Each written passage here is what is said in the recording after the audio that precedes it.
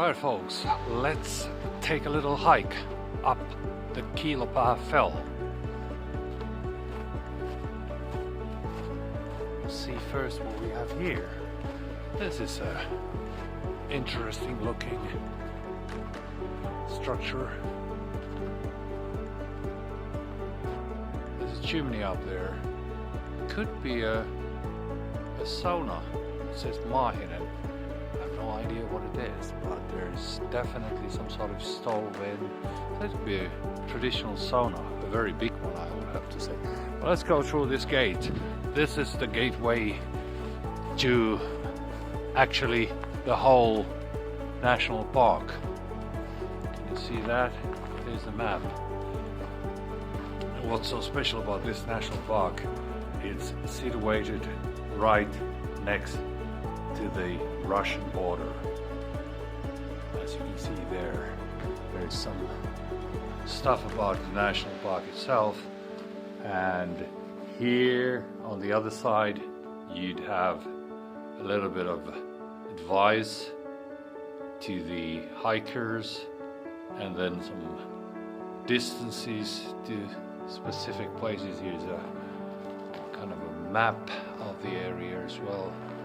And this, my friends, is where the journey starts. I'm gonna hike up to the Kiilopää peak, which is not very far. It's only about 2 kilometers.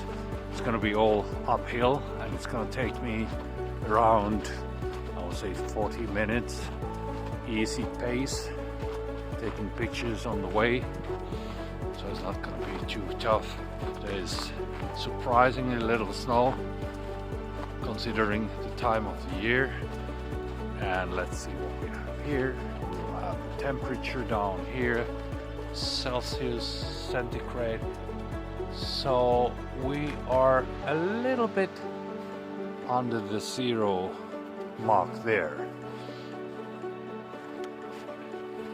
But it's gonna be windy up there, I can assure you that. Here's some signs on the way, no cycling, and here we go.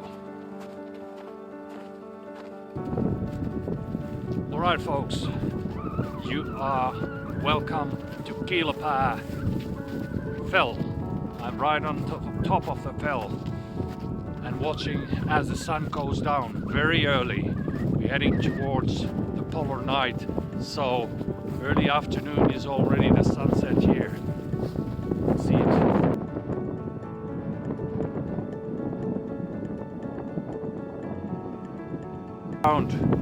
You can see behind me there is only 40 kilometers from this place is the Russian border.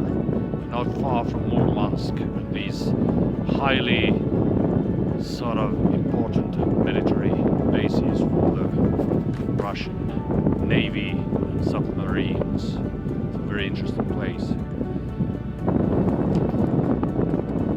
It's amazing sunset here at the Kiilopää peak or top. Still early afternoon, but the days here in the Arctic are really short as we're heading towards the polar nights. Polar night will last a couple of months here, and then we're heading towards the spring, and it's gonna be a whole different story. So the nature here prepares itself for the long winter and the cold one, but it's still surprisingly sort of thin snow cover here, so the reindeers probably find fairly easily their food. When it comes really thick snow cover, it gets harder for them.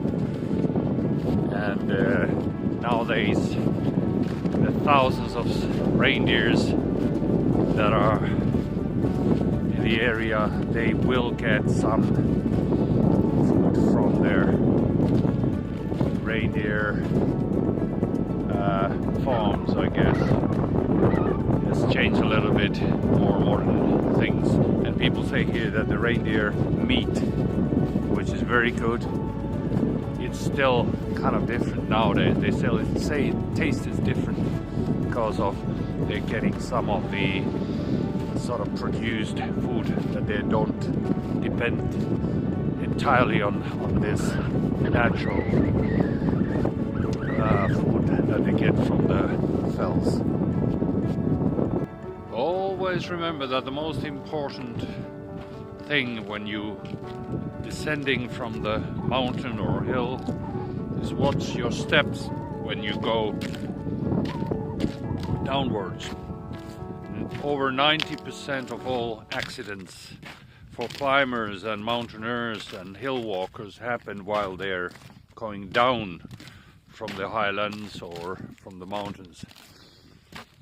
Okay, here we have a nicely built stairs on the way.